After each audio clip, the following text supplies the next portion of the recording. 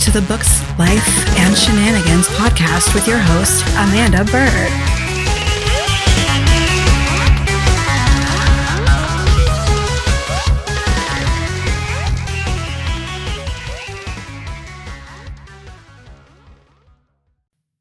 Hey, thanks for joining me this week on the Books, Life, and Shenanigans podcast.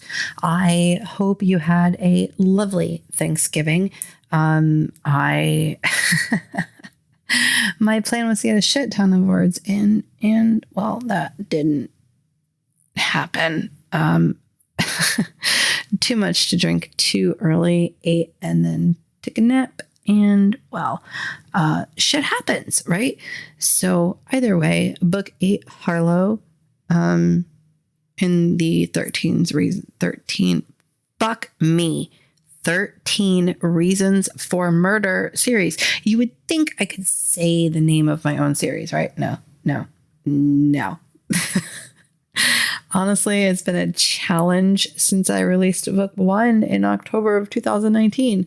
So yeah, book 8 in the 13 Reasons for Murder series will be out in January. And then we're going to talk resentment, more precisely self-resentment, because that is kind of its own special fucking disaster. So without further ado, let's get started. When a man writes a woman. So most men, at least male authors that I have read, because I'm not going to lie, most of my favorite authors are men. They are for fucking sure not women, because women find it necessary to include some element of spicy and or romance that's just unrealistic into everything they write. Fuck, I am sort of guilty of that myself. I can't really say much about my books on that specific topic because I don't want to ruin it for those who haven't gotten there yet, right? So, if you never heard the panel from 2018, where the idea for my series came from. So we're going back at least 5 years here. In 2018, I was on a panel at a convention and we were talking about men writing women. And it was about the same time that a very specific series came out. And I'm not going to say I lost my shit on this panel, but I guess I lost my shit, right? So here we are talking about this, men writing women and me. The question was directed at me. And we know I don't keep my mouth shut. I'm not one to silence my opinions. We're not going to talk about the fact that I did for 2.5 years. We're going to go with I just generally don't keep my opinions when it comes to book things to myself. I don't remember exactly how we got on the topic, but everything was coming about with 13 Reasons Why. And, well, I had a few things to say about Jay Asher. Now, I will start this with the disclosure of I have not read the books, or the book, singular. It's one fucking book, one book that turned into 4 seasons on Netflix. Fuck you, Selena Gomez, for that. I don't dislike you. I don't dislike your music, but fuck you and your production company for bringing this book to life. Period. Full stop. Will I read the books? Book? Yes, I will. Will I buy a brand new copy? No, I will not. Sorry. Sorry, Jay Asher, you've made your advance and then some. And then some back. So no, I'm going to buy a used copy because I fully, wholly, with every fiber of my being, disagree with everything you fucking put in that book. And the reason I can disagree with this is because everything I have heard about the show versus the book, at least season 1, that's the only show that I've heard in the past 10 years that is as true to the book as it could be. I mean, even Harry Potter was not as true to the book as it could be, as it should have been. J.K. Rowling. Let's face it, that woman's got $1 billion empire. Empire. I'm not going to have that. I don't want that. I mean, it would be nice to have the platform of, hey, pull your head out of your ass. But really, I'm good. I don't need that level of scrutiny. I don't want that level of scrutiny in my life. So, Jay Asher, I pose this question to you. Where did you get this idea that this is the typical high school experience for any female ever, anywhere? Like, even in ghetto high schools, all of this shit that happened to Hannah doesn't happen. Even in the rich high schools, yeah, their parents have plenty of money to keep it quiet. But like, dude, what fucking planet are you on? I can't. So like, Hannah's depressed. She feels like no one listens to her. No one hears her. She can't get this across, whether it's to her friends, to her family, her parents, whatever. Now, I am a chick, right? So I know what it's like to be a teenage girl. I know what it's like to not feel heard by your parents and your friends. I know what it's like to not feel heard by those you love, your boyfriend or whatever. Now, in Hannah's case, she didn't have a boyfriend, right? And let me tell you something. I went through some really, really fucked up shit in high school. The summer going into 9th grade, I think I was 14, almost 15. I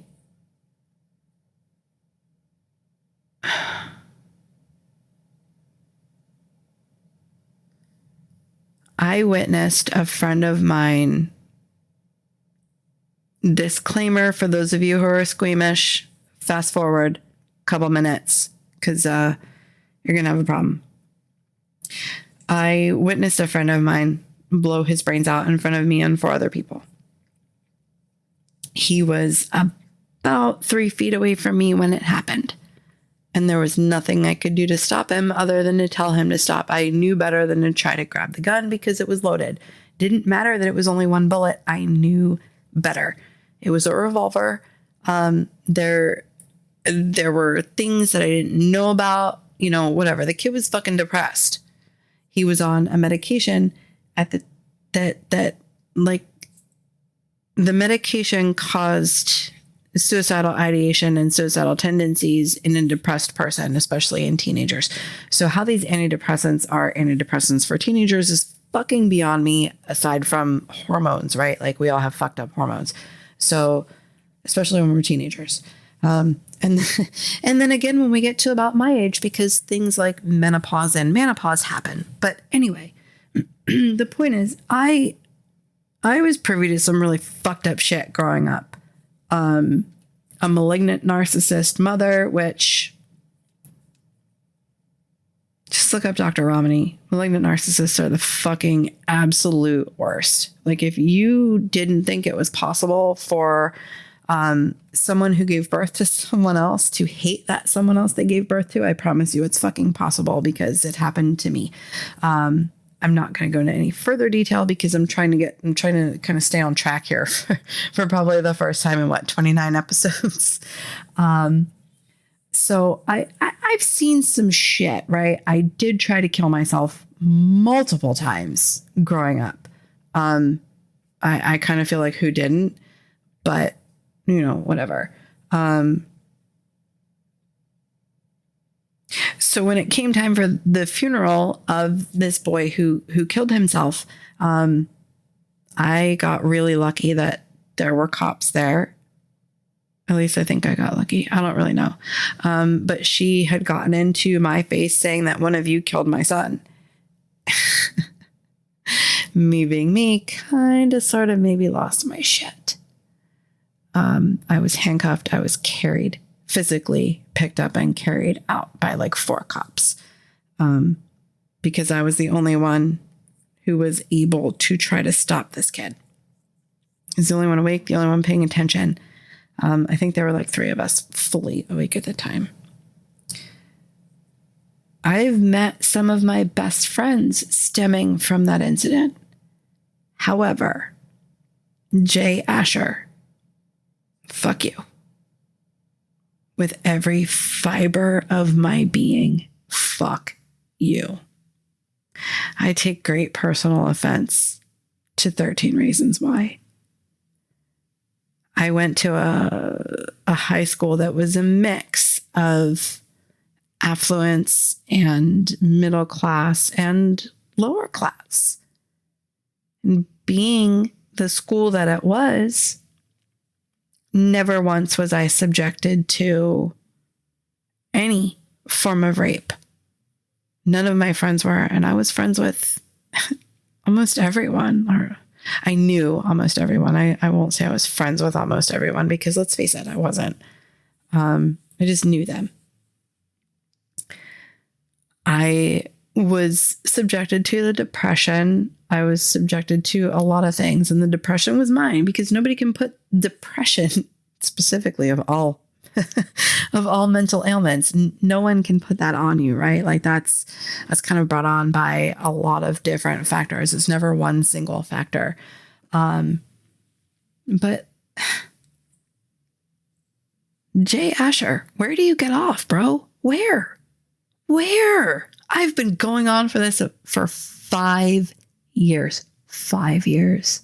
I have been hating on you. And it's not about your success. It's I don't understand your success because I don't understand where you got this almost fantastical. Not even, you know what? It's not almost fantastical. It's 100% fucking fantastical. Where you got this view of a quote unquote typical high school experience. Because it doesn't fucking exist, dude. And anyone who believes it did or does, you're fucking delusional. I'm sorry. What's the new term these days? Delulu. Yeah. Well, you know what? In this case, being delulu is not the solulu. In everyday life for me at 42, because I just turned it a couple weeks ago. Yeah, totally. Fucking totally being delulu is the solulu, I promise. But I don't understand. If I could have a conversation with this man, I don't know how it would go, but I would love to. I would absolutely love to have a conversation with this guy because I really want to know where the inspiration for the character of Hannah came from. Right. So now every time I see the boy who played her best friend, what was his name? Troy. I say Croy like I'm Kim fucking Zolciak. Oh, that's right. Croy doesn't play football anymore. He played for like 2 years and then retired because Kim. Anyway, yeah, random.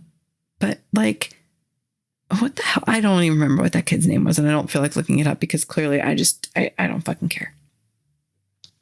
What I care about is where the inspiration for Hannah came from. Okay, so I haven't read the book, right? But the series, or at least season 1, has been very true to the book. So she makes a mixtape. She makes a series of tapes. I want to say mixtape because that's my generation. But it's a series of tapes, right? Side 1 or side A, B, A, B, A, B throughout like 8 tapes or whatever. And she leaves on these audio cassettes different things that happened to her and why she does what she does. I do know that Netflix changed the ending, and I was fortunate enough to see it before they changed the ending. At least I think it was before they changed the ending.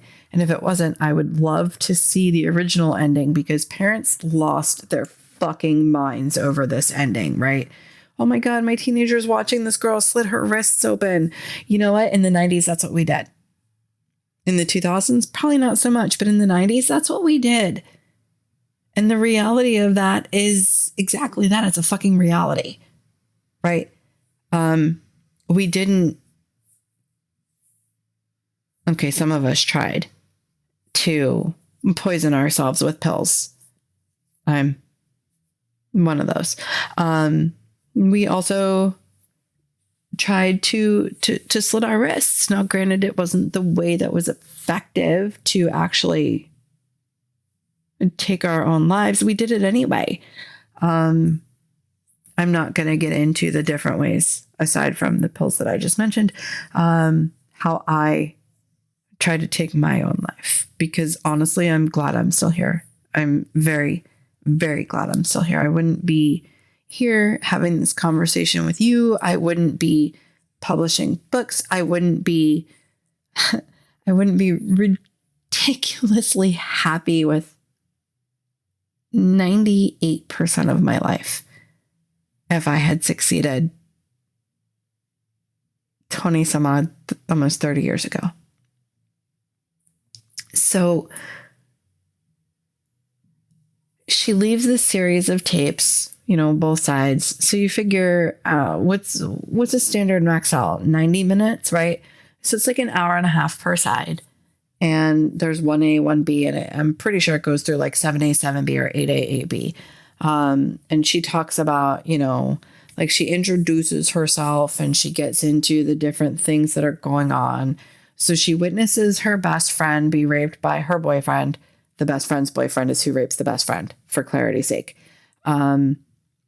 She witnesses a bunch of other fucked up shit. She's treated like shit. Her parents kind of dismiss her, which, yeah, our parents did dismiss us. Back in the 90s, Hannah, Jay Asher, and Jay Asher, you of all people should know this because I'm pretty sure you're my age, if not older, right? So when Gen X, we were fucking ignored, straight up ignored. Our parents were like, get the fuck out of the house, take care of yourself, raise your brothers and sisters. This was our life. So to see it in the 2000s, I'm like, this is weak. This ain't shit. This is nothing compared to what we went through, right? My parents, all right, not parents, plural. It was one. My dad's fucking amazing. My mother ignored me. And when she wasn't ignoring me, she was abandoning me, literally abandoning me. So no, Jay Asher, no. Go the fuck away. Never, ever, ever write anything again from a high school female's point of view. Because fuck you, you don't have the right to do that. This doesn't stem from my childhood trauma. It stems from the fact that I am a female and I grew up before Hannah did, in the time period before Hannah's character did. And we grew up in a really fucked up time frame, right? Our parents didn't give a fuck about us. They didn't care what we did. We didn't have cell phones. We didn't even have beepers until, yes, I said beepers. We did not have beepers / pagers until the end of the 90s. So I don't want to hear that, oh my God, but he's so right. Bitch, shut the fuck up. You don't know shit. Promise. But the story goes on. And then Hannah eventually gets raped and still no one's listening to her. And she's still seeing these fucked up things and blah, blah, blah, blah, fucking bullshit. 1,000% bullshit.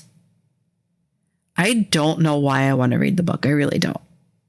I couldn't tell you, aside from to see how close to the show it actually is. Honestly, I want to watch season 4 too. Only because fuck Bryce. I'd love to see his throat slit. It's probably not what happens, but it'd be nice to see. super affluent kid, super rich kid, thinks he can get away with whatever he wants. Mom's an alcoholic, dad's out of the picture, and he's just a fucking douchebag. If you haven't seen it, if you haven't read it, I'm going to just leave it at that. But the number one question I would have for Jay Asher is, where do you get off? Did you interview thousands of girls throughout the country that were in high school and you just combined all of these experiences into one? Because fuck you. That's not how this works. That's not how any of this works. That's not how any of it ever worked. To see what has become of my high school, to watch what happened to it since I graduated, I have friends who are still cops in that area. One specifically kept me informed over the years while my brother was there to tell me that there were, rapes under the stairways because they were, this is going to sound so bad. They were busing in inner city schools at one point. Now there are quite a few different areas that are bussed into this high school. They have metal detectors. They have all kinds of shit that they didn't have in the 90s, right? So it's disheartening to hear these things. But when this former officer, and I say former officer because he's moved on since then, he is still law enforcement. He's just not a cop in that municipality. When he was keeping me informed and apprised of these things, I would go to other friends just to kind of confirm, is this true? Is this not true? Because I wanted to know, right? I have a half brother who was going there. There's an almost 19-year difference between him and I, so it's really fucking weird. But no, we don't talk, so don't ask. Fucking cat coughing. Sorry. It was the easiest way for me to keep up with what was going on inside that school when my brother was there. Drugs, guns, you name it. It's the same shit that happens now, right? Like some kid gets banged up by the metal detector because he's got a knife or he's got a gun, even if the gun's unloaded. I myself carry. I personally don't think there's anything wrong with carrying in a school zone as long as you know what you're doing and why you're carrying a gun in a school zone. Do I think a teenager should carry a gun in a school zone? No, because teenagers are fucking idiots. We were all fucking idiots as teenagers. Like, no.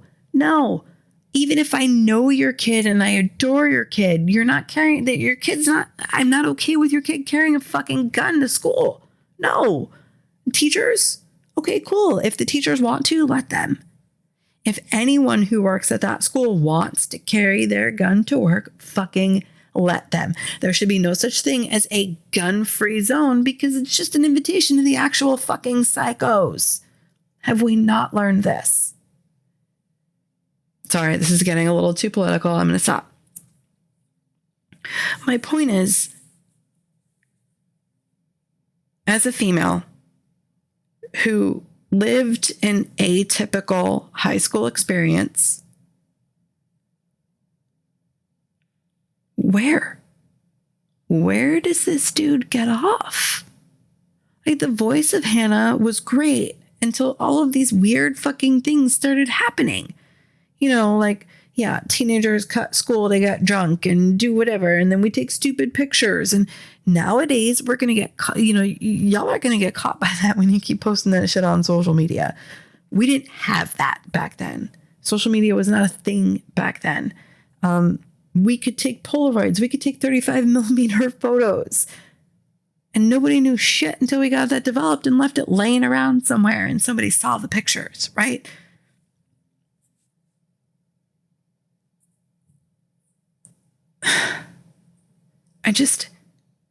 I want to be angry right now, but I don't want to be angry because I'm really, really, really trying not to burst your eardrums. But also I'm trying to be a calmer, angry bird, if that makes sense. But like, I don't get it, y'all. Like, I don't. It doesn't make sense to me. And being the age that I am right now, which is the answer to life, the universe, and everything. And I'll give you a second to go look that up if you don't know what it is. Okay, so you've had your second to go look that up. Being the age that I am, like, I've seen some shit, been through some shit, been through more shit than most people would ever probably expect. But like, getting loud when I'm angry is probably 20-year-old me versus the answer me. So if you, I'm going to pause here and say, if you enjoy these episodes, if you enjoy Angry Bird, if you want to hear Angry Bird, shoot me an email, amanda@amandabird.net. It's Bird with a Y, by the way. If you find any of these episodes helpful, hit that subscribe button, share these episodes, encourage your friends to subscribe. I don't care where, just follow, subscribe, whatever it is. Now we head on to the life portion of this week's episode, which is resentment. Resentment can come in many forms, and the one that plagued me specifically most recently was self-resentment. I got stuck in a really, really ugly place due to choices that I made when I was still married to the narcissist. And then I found myself resenting myself for the choices that I made. Now, what I want to say is this.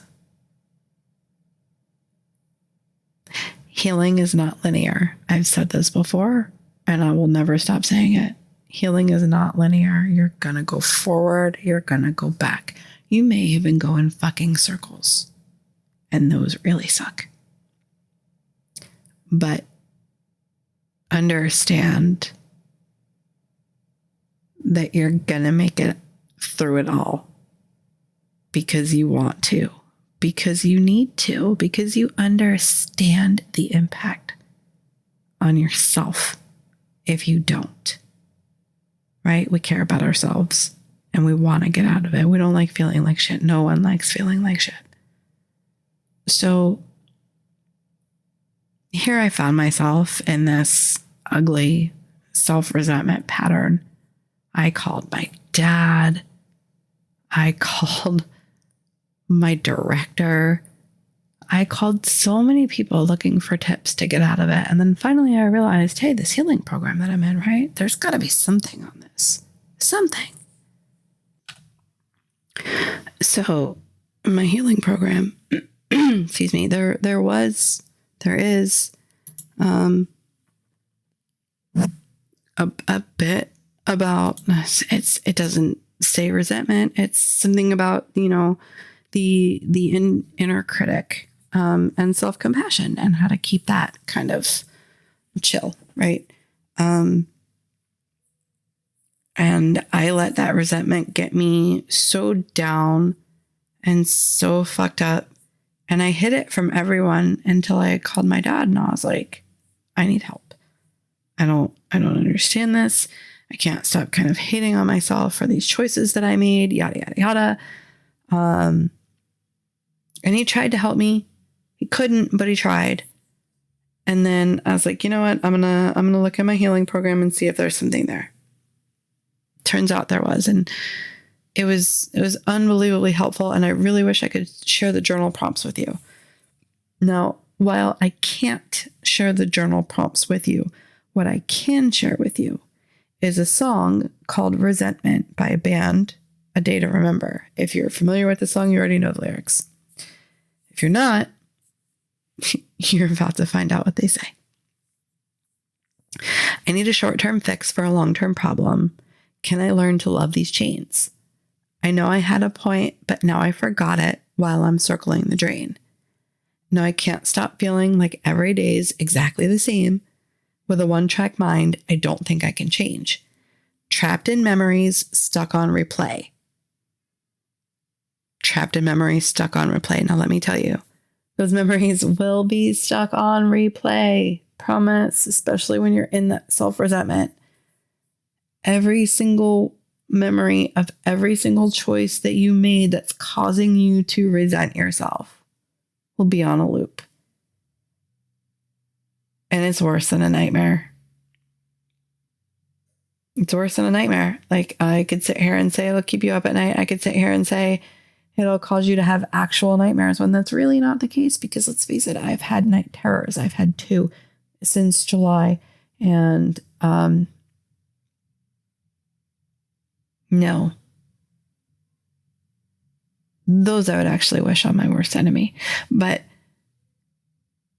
it fucking sucks, because all you're doing is grading on yourself for something that is now long gone. There's nothing you can do to change it. All you can do now is sound like a doctor, is use radical acceptance to accept that you made these choices because you were doing what you thought was right at the time, or what you needed to do at the time. In my case, it was, I was doing what I needed to do to keep, quote unquote, us afloat.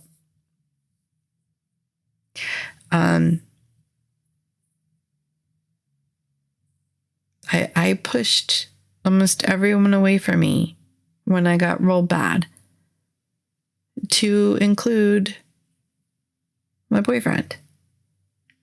I didn't push him too far, but I pushed. Sometimes I grabbed a little harder than I probably should, or should have. That I don't regret. Because honestly, all I want to do is spend all of my time with him. All of it. All of his free time, all of my free time. But this resentment is crazy. It's a terrible feeling. Honestly, like, having been through depression and anxiety and everything else, I gotta say the self-resentment was probably the worst. Like, the depression sucked. I wanted to die. I wanted to trade places with the kid who killed himself. But no. It's my life. Yeah, they were my choices that put me in the position I'm in now, but it's my fucking life. Nobody gets that say over me. It's mine. I get that say over me. So when that resentment kicks in, you feel like there's only so much you can do, right? Wrong. There's a lot more that you can do. You can get help. You can absolutely get help. And I'll always be the biggest proponent for mental health help, for mental health wellness, for all of that. I've been through a lot in my life. A lot. That fucked with my head. I'm not saying I've been through worse. I'm not saying I've been through better. I'm just saying I've been through a lot.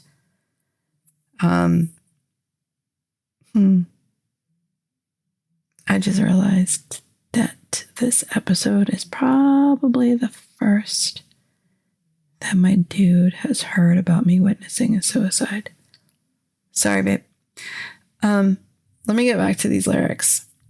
So then the chorus starts with a spark, then it's a wildfire. Again, more truth. Burning me up, burning me up. I dance with demons on a high wire, lifting me up, lifting me up. Resentment. Again, I can't disagree with this. You know how I lost my voice when I let the rot in. Hard truth cuts both ways. I'm pouring out my heart, all that's unforgiven, washing over me like rain. Then it goes back to say, no, I can't stop feeling like every day is exactly the same with a one-track mind. I don't think I can change. Trapped in memories, stuck on replay. If you get the chance, especially if you're a rock/hard rock fan, look up the band A Day to Remember. The song is Resentment. there's, according to Google, it's alt/indie rock. Okay. Anyway, there's nothing I can disagree with this song. Nothing.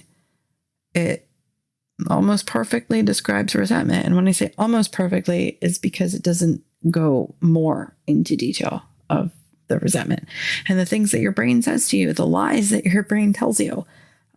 Just like anxiety, your brain thinks it's helping you. And I promise you, it's not. It's not. The only time your brain is going to help you is with intelligence. When I say intelligence, I don't mean emotions or feelings, because your brain will always lie to you when it comes to those. Every fucking time.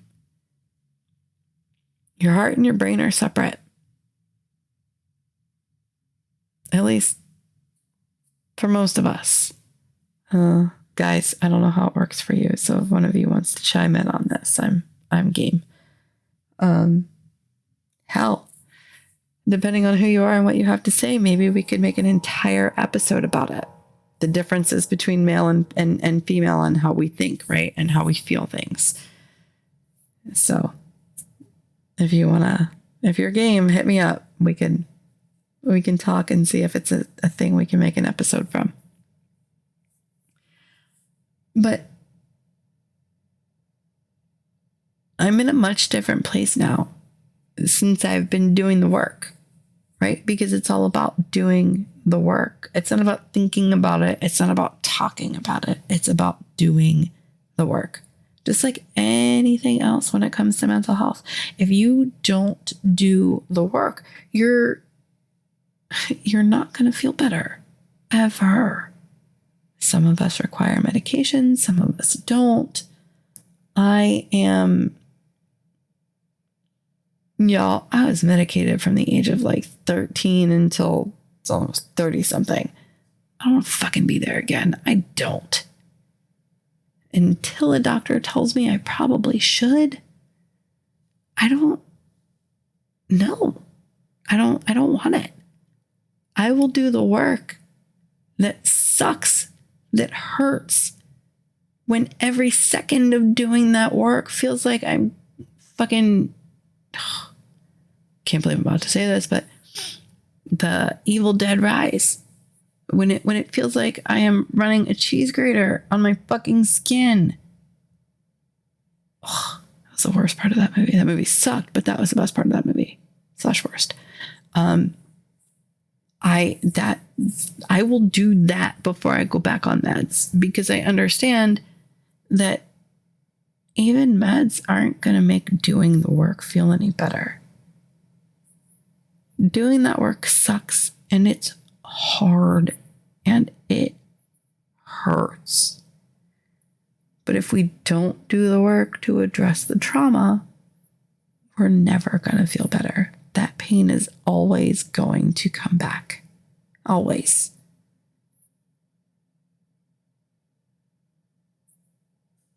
I mean, you do the work, it's going to come back anyway, but it's not going to come back and hit you as hard because now you've got the tools. You're more prepared to tell it, fuck off, or kick it in the teeth. Like, you've got those tools. You have that knowledge. You have the inner work done. And when I say inner work, I'm not talking just mentally, because it's almost on a soul level when you do this work. At least for those of us who grew up with pretty fucked up childhoods. But I think they call it, in some circles, they call it shadow work, which is weird. It's trauma work, but okay. But I implore you, if you're feeling these feelings of self-resentment, I mean, hell, there was a point earlier this month where I was like, so I'm feeling all of this resentment toward myself, and my boyfriend's like, yeah, I'm going to try to do this.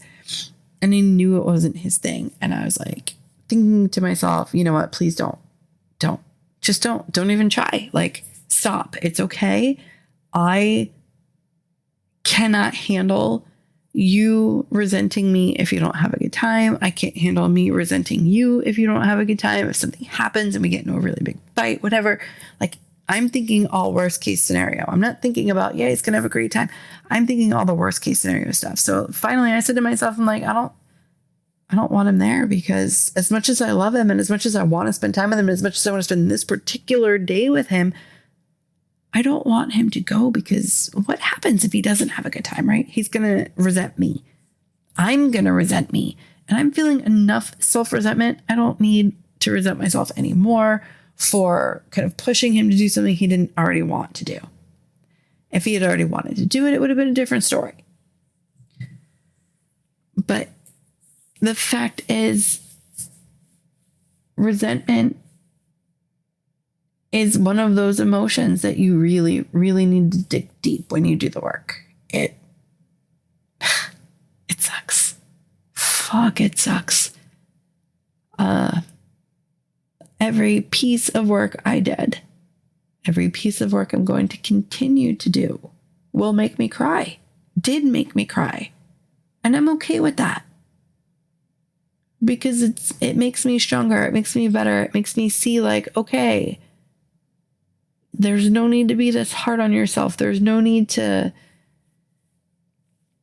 expect yourself to get better overnight, because seriously, you don't get better overnight. I don't care what the drugs tell you. Really don't. They're lying. But I don't even know where to go from here. Sorry. Sounds like I have a script written out. I definitely shoot from the hip. But I implore you, if you're feeling any kind of self-resentment, get help. Find out what kind of work you need to do. Journal prompts, a therapist, whatever it is. Do the work. Because once you start to do that work and you face the demon of resentment,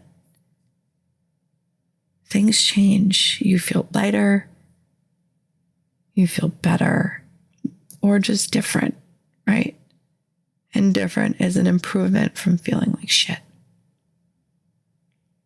None of us want to feel like shit. So, on that note, I'm going to wish you a happy, awesome rest of your week. And guys, specifically males,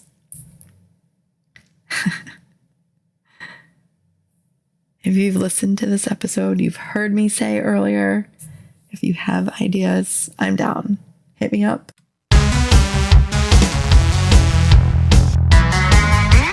This has been the Books, Life, and Shenanigans podcast with Amanda Bird.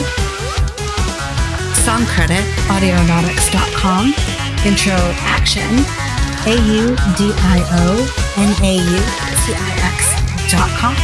And if you'd like to support this podcast, head over to substack.com/@Books, Life, and Shenanigans.